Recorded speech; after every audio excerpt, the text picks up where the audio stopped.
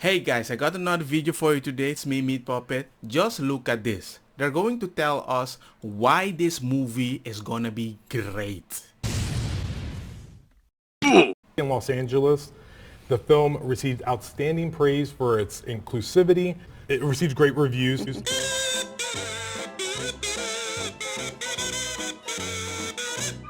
But it's also the first Marvel movie that's going to feature a same-sex married couple that has a child on screen, bringing inclusivity to the Marvel Cinematic Universe.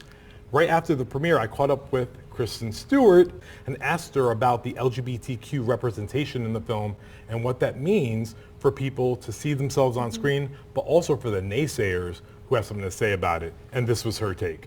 I don't know much about the storyline of this one, but I'm glad there's gay people in it. What do you,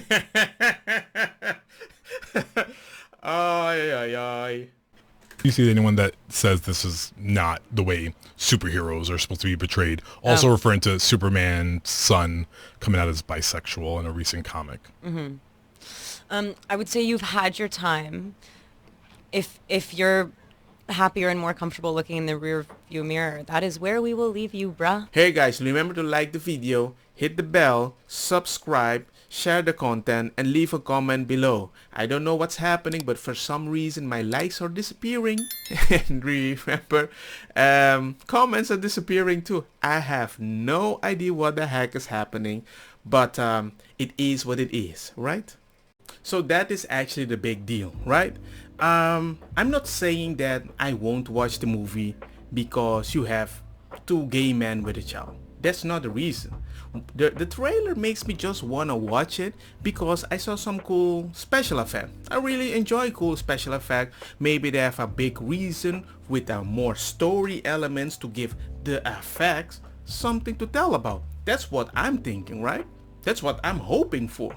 But the fact that you say that we added these people in the movie, that is the reason that I'm going to watch the movie, that I'm gonna feel represented in it. I'm like, well, I don't think that's gonna work if the story sucks. I don't care about gay people with kids, or single mom, or single dad, or lesbian. Just make it a good story while you're struggling being gay. That's it. I hope something happens to the kid of the two gay peoples and I'm like, wow, damn, that's kind of harsh. Oh man, I can empathize with that man because I have a kid too. I hope so. Eternal Review, the concluded plot, lets the unique Marvel entry down. So you're like, what? Concluded? What is that word? What does it mean? Do you mean like you added too many freaking characters that you have to tell a story? That DC already did with one of their movies. They added too many people without a gangster plot. That's why Marvel worked. They had separated movie, give the dude the backstory. We can understand him. We can understand why they come together. If you did that, that would be amazing. But no, you're like, we need to include this one, the Chinese one, the Spanish one, the Hispanic one, the Nordic one, the gangster one, the Amazonian one, the Brazilian one, the Portuguese one. I'm like, dude, I don't care about the culture. Just make a few colors, white, blue, green, that's it, and we will just expand with time. Eternal Review, one of Marvel's worst movies so far. Chloe Bada Beam Bada Boom upchucked one of the MCU's worst movies in ages. And to what end? The Eternals, which will be no doubt become a John Bada Beam punchline or something like that in the future Avengers films. Oh, okay, I get it now. Need to exist in a universe that already counts the Fantastic Four and the X-Men among the franchise. Yet here you go. Ticket buyers. Another far worse, uninformed collective of super beings with conspicuous familiar powers and vague, grandiose mission to save humanity. Well, where were our amazing protectors when several hundred innocent people walked into a lousy 2 hours? 2 hours and 37 minutes? Oh my god. No wonder that YouTube channel is becoming so big that makes like any movie in 10 minutes or something like that. You know what I'm talking about. I don't remember the word, but the Eternals are powerful aliens who have spent 7,000 years on Earth keeping the masses safe from the deviants, which from what I gather are wolves made out of twigs. What? Okay. However, like Star Trek and Prime Directive, they refuse to impact the course of history. The most important difference between the Eternals and the X-Men, however, is the Hugh Jackman Wolverine and Halle Berry Storm are layered. Fascinated character studies. Yes, Wolverine has rage problems. Storm has issues being claustrophobic because something happened in Africa and she used her powers to rain to feed the African people. But if you rain somewhere, nature needs to stop the rain somewhere else, and as people were dying somewhere else. So it's all about balance. So I hope you give a character a good story. Everybody is not happy. Spider-Man had a baby. Guess what? It got kidnapped. We love horrible stories because they represent us, not the fact that I'm gay, because being gay is not that horrible. At least not in this age, at least. Angelina Jolie Stana has the personality of a sober and an accent that suggests her semester abroad in London was the best 4 months of her life. All the characters are similarly brand. Richard Madison is hot, can fly, and has laser eyes. Gemma Chan's Charisse is able to change animated object into other animated object. Cool. But God forbid she alter her facial expression. Duke can control people's minds, so just Professor Xavier. King stars in Bollywood movies and has fire when always just like the Fantastic Four dude. Okay. Makari runs fast. We have that also in what was it again? Avenger. Oh, Quicksilver. Yeah. Galgamesh Ma Dong Swok is a really strong. Okay, just Hulk. And Sprite has the ability to trick people with optical illusion. Well, that's kind of new though. Okay. Well, yeah, you have to change it a lot. If you just keep making Captain America, there's a point we're gonna be like, dude, we already seen that. There's also Fastos, a magical inventor of new technologies played by Brian Terry Henry, who boasts one of the time-jumping movie's most confounding moments. The screen reads Hiroshima 1945 while Henry stands amid the wreckage and yells, "What have I done?" Okay.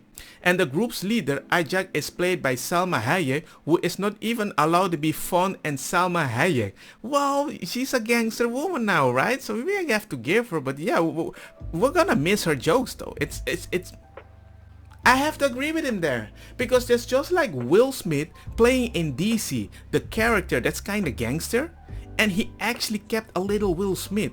If he just made him all serious, I'm the leader, bada bing, bada boom. Yeah, nobody's gonna like that. I lost count of how many times these 10 boring people casually found themselves in perfect triangle formation. The movie conflict is that the Divines, which were believed to be destroyed, are back again, and our heroes must stop the atrocious animated monsters. Cool, I want more monsters.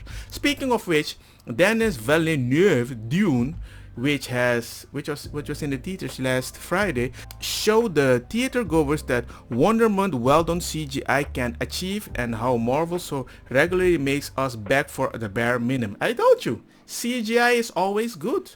Eternal whisks us a lot of places like Iraq, South Dakota, Mexico, Mesopotamia, Babylon. They all look exactly the same and make the movie feel like, well, okay. The dramatic open ending teases a sequel. The giggles in the auditorium throughout, however, suggest a reboot. Damn. I mean, look at this Hollywood person that was representing one of the characters. What does that mean to you as a gay man, a gay actor in this town, getting to do that in a Marvel movie? Beyond the dream come true. It's life-saving. Can you imagine how many lives this is going to be saving? And the fact that Brian is also black, you know, we're both people of color and queer. So huge. You were saving lives. Thank you so much. That means the world to me. I mean, this is why I'm an artist. So what I mean is this. When you're saying like, hey, this is the first time we have a Hispanic person. It's the first time we have a black person. This is the first time we have one leg. It's not like we're making a movie back in the day. It's like, I didn't hear nobody say, this is the first time we had a funny black person like Eddie Murphy. No, they do exist, right? So even when you do it, it's not like we don't feel represented, but we do appreciate it.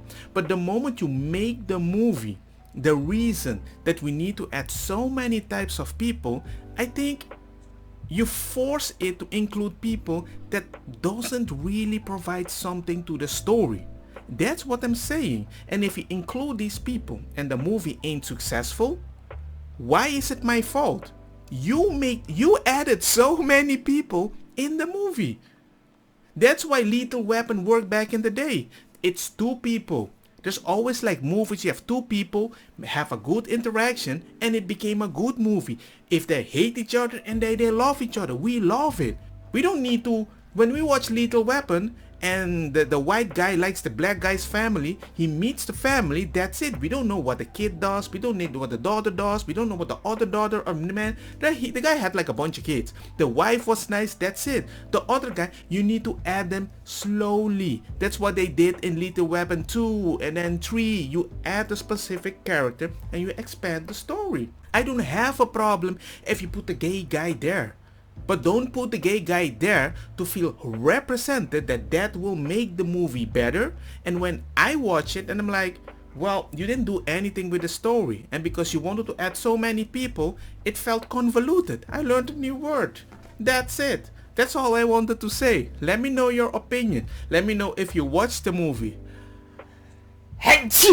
I'm gonna watch the movie. I know I have to do this, but I'm home. I'm not infected anyone. But anyway, you catch it, right? So anyway, good story. I hope. I'm gonna watch the movie at home. I'm not gonna watch it because I don't trust any movies anymore.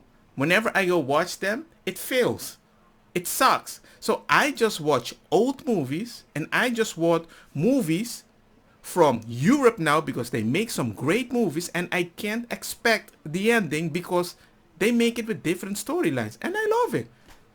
It's not about who they like. It's just a good freaking story and I like it. It's very rough, the Europeans. Whew. Anyway, that's the end and that is just what I wanted to say and share. Let's keep talking. Peace. Don't get me wrong, makosa kita bong. Put the fire na mi blonde kush hash purple skunk criollo colombici jam jam turloqueta verdeta welcome. Den vida mi a tu iniciativa, padrei ku indica e também que sum sativa. Te ainda no que acepta ku eta medicina Bob D nang di eta causa rebeldia. Cooking.